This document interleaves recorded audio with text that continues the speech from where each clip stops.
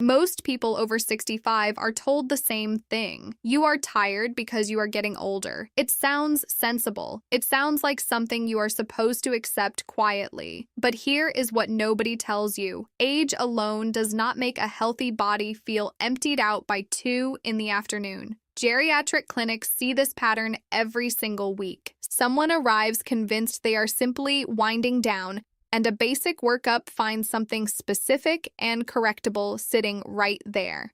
Fatigue is one of the most commonly dismissed and most commonly reversible complaints in older adults. Today, I am going to walk you through 5 specific and fixable reasons your energy has dropped.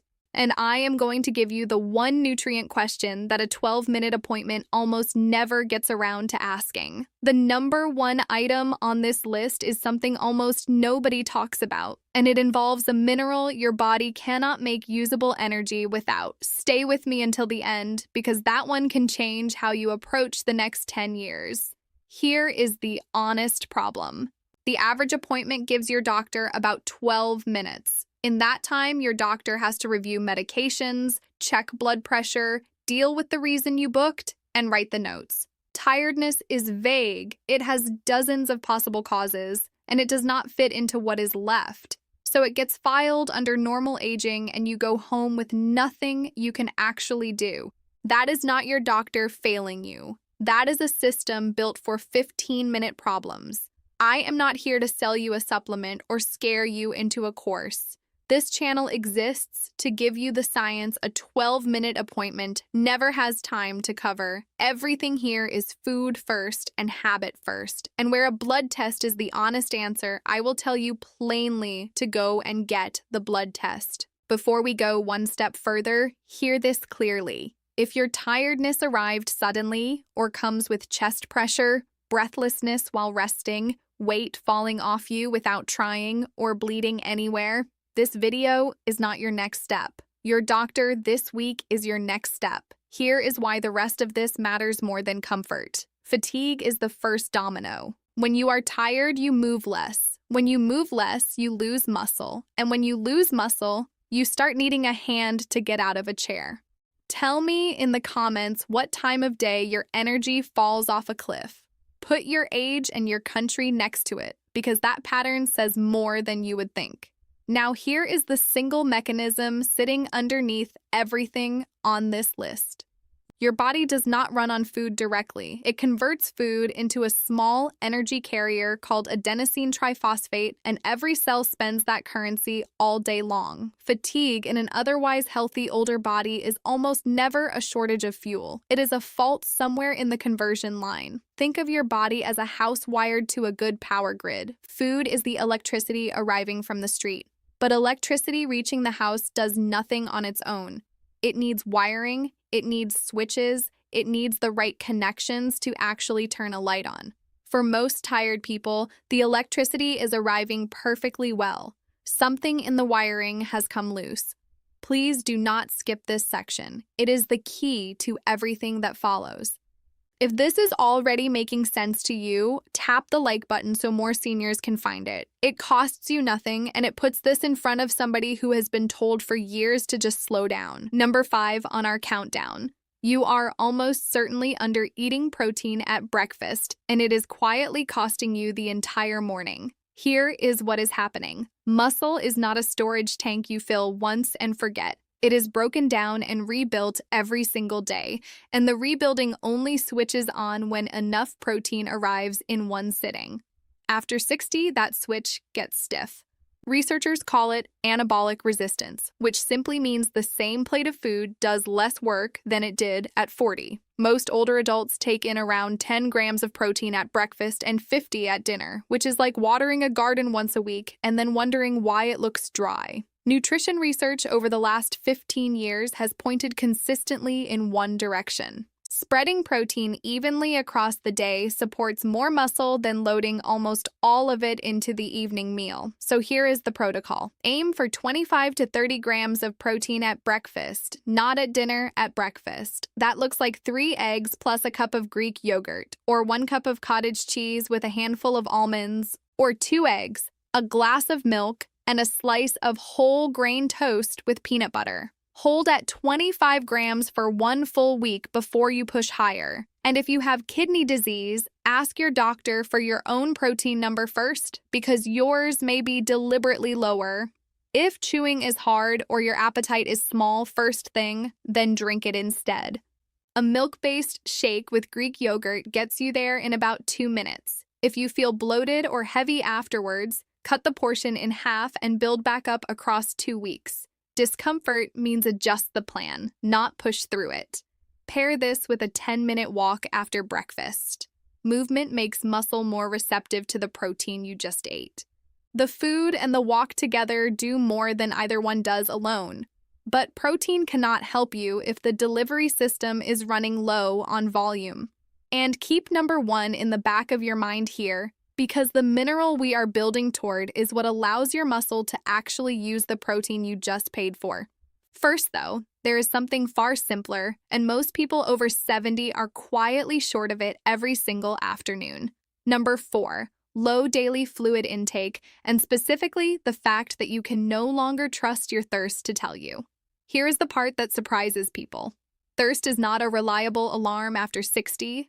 The sensation genuinely blunts with age, so you can be meaningfully low on fluid and feel almost nothing. When fluid drops, blood volume drops with it, and your heart has to beat faster to move less around.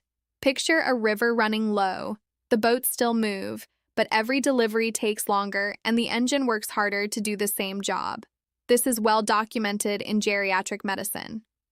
Reduced thirst perception in older adults is one of the most consistent findings in the literature. Here is the protocol, and it is about timing more than volume. Drink 1 full glass of water within 15 minutes of waking before the coffee. Then 1 glass with each meal and 1 glass in the middle of the afternoon, which is exactly when most people crash. That comes to roughly 6 to 8 glasses across the day. Front load it, meaning most of your fluid before 4 in the afternoon, so you are not up 3 times in the night. And if you take a water tablet, or you have heart failure or kidney disease, your doctor may have set you a fluid limit. That limit wins over anything I say here. If plain water is unappealing, it does not have to be water. Milk, broth, herbal tea, and even fruit all count toward your total. If you notice new swelling in your ankles or new breathlessness after increasing fluids, stop and call your doctor. That is a sign your body is not clearing fluid the way it should. Pair your afternoon glass with standing up and walking to go and get it. The reason is simple. Fluid and movement together push blood back up toward your brain, and that combination is what clears the 3 o'clock fog. Now food and fluid are the inputs, and you can get both perfect and still wake up exhausted. Because there is a repair window your body depends on completely, and for millions of older adults, it is being broken every single night without them ever knowing. That one is next, and it is the most commonly missed cause on this entire list. Number 3, sleep that is broken by your own breathing, which has a name: obstructive sleep apnea. Here is what is happening while you have no idea it is happening. As you fall asleep, the muscles in your throat relax, and in many older adults, the airway narrows or closes for a few seconds at a time. Your brain registers the oxygen dip and pulls you up into a lighter stage of sleep to reopen it. You do not remember a single one of these, but it can happen dozens of times an hour, which is like being tapped on the shoulder all night long. You spent 8 hours in bed and collected perhaps 4 hours of the deep repair sleep your body was actually asking for. Sleep medicine research is unusually clear on this point. Sleep-disordered breathing becomes markedly more common with age, and it remains substantially underdiagnosed in adults over 60. Here is the protocol, and it has 2 halves.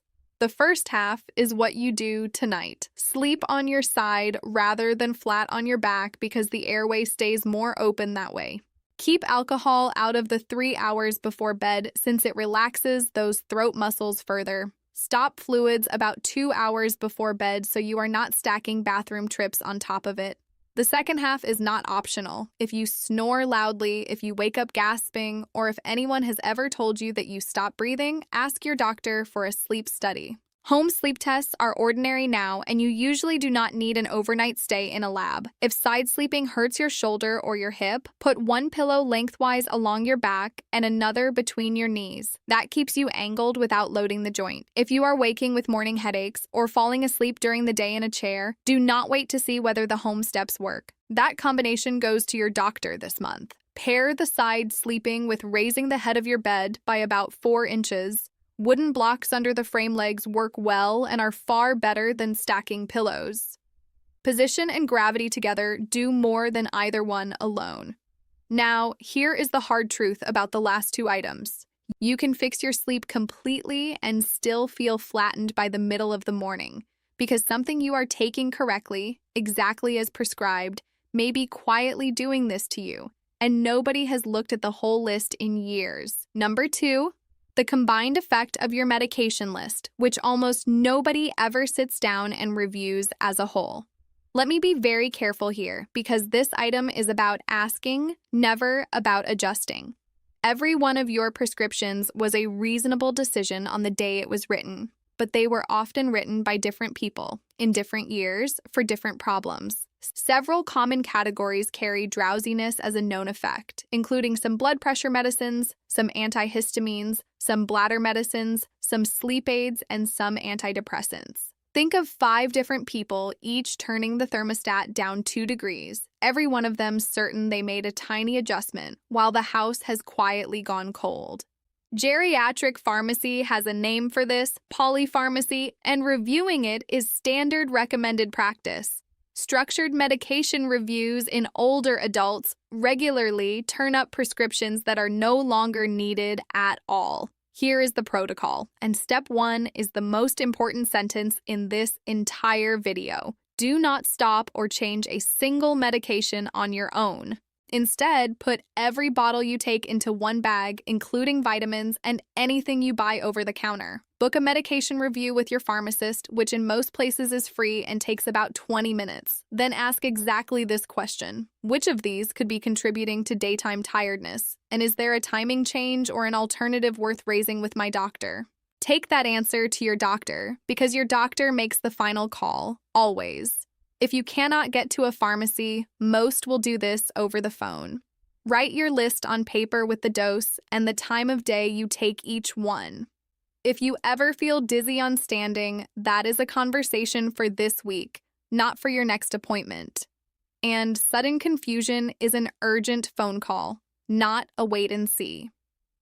Pair this review with a blood pressure reading taken sitting, then again after standing for 1 minute. A drop when you stand is one of the most common and most fixable medication effects there is. Bring both numbers with you because it turns a vague complaint into a specific finding. So we have covered food, fluid, sleep, and medication. And every single one of them depends on one mineral to convert into usable energy inside the cell. That is number 1. Most older adults do not get enough of it, and it is the thing your appointment almost certainly never asked about. Number 1, magnesium. And specifically the fact that a large share of adults over 60 take in less of it from food than they are meant to. Here is why this one sits at the very top of the list. Earlier, I told you your body runs on an energy carrier called adenosine triphosphate. Here is the part almost nobody explains to you. That molecule is essentially inert, sitting on its own. It only becomes usable when it binds to magnesium. Every muscle contraction, every nerve signal, every overnight repair your body makes runs through that one partnership. Go back to the house with the good power grid. Magnesium is not the electricity coming in. Magnesium is the switch on the wall, and without enough switches, the power arrives at the house and simply sits there doing nothing. This is not fringe nutrition. National dietary surveys in the United States have repeatedly found that a substantial proportion of adults, and older adults especially, take in less magnesium than the recommended amount. And magnesium's role in energy metabolism is textbook biochemistry, not somebody's theory. So here is the protocol, and it is food first for a reason I will come to. The recommended intake is about 420 milligrams a day for men over 50 and 320 for women. Here is how you actually reach that. 1 ounce of pumpkin seeds gives you around 150 milligrams, and that is the densest, easy source there is. 1 ounce of almonds gives you about 80.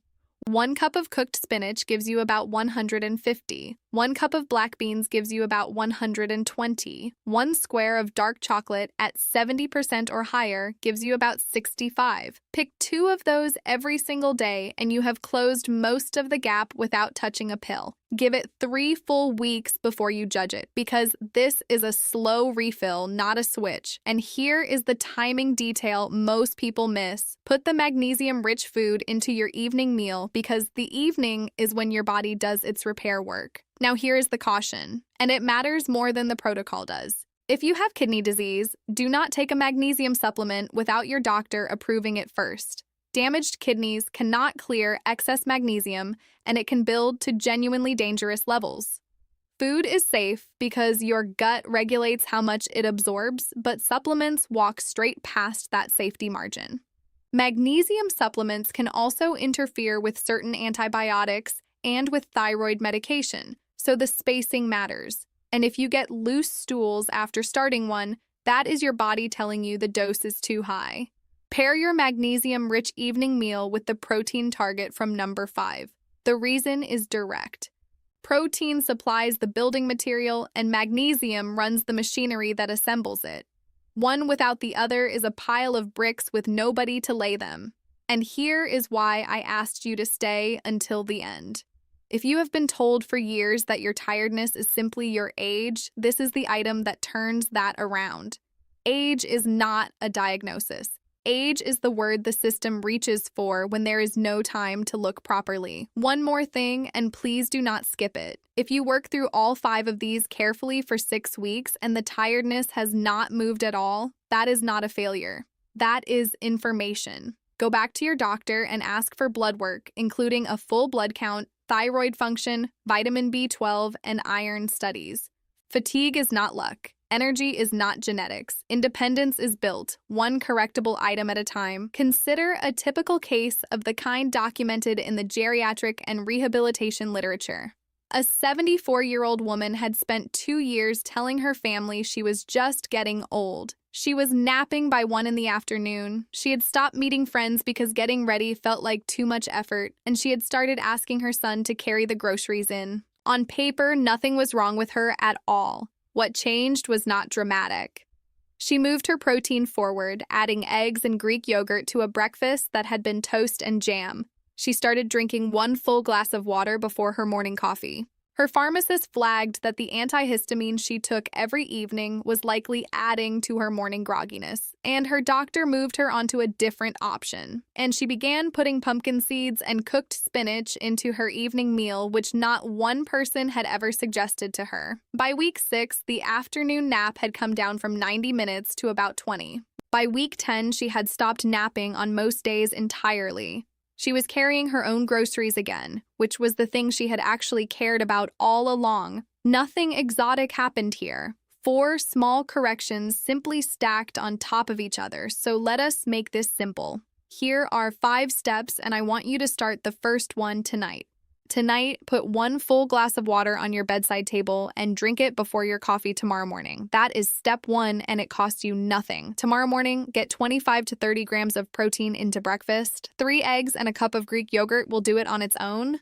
This week, put every bottle you take into 1 bag and book a 20-minute medication review with your pharmacist. Ask the exact question I gave you and write the answer down. This week, add 2 magnesium-rich foods to your evening meal. 1 ounce of pumpkin seeds and 1 cup of cooked spinach gets you close to 300 milligrams by itself. And within 30 days, if you snore loudly or wake up gasping, ask your doctor for a sleep study. For the people that applies to, that single request is the highest value item on this entire list. Now think of someone in your life who has been told they are just slowing down, a parent, a neighbor, a friend who quietly stopped coming to things. Send them this video because nobody has ever sat them down and explained any of it properly. Tell me in the comments which of these you are starting tonight. Your answers decide exactly what I cover next. And if you want the science that a 12-minute appointment never has time to cover, subscribe to this channel. That is the entire reason it exists. This video is education, not a diagnosis. Your own doctor knows your history, so bring this list to your next appointment. I'm Judy Vance. Don't forget to subscribe and live longer.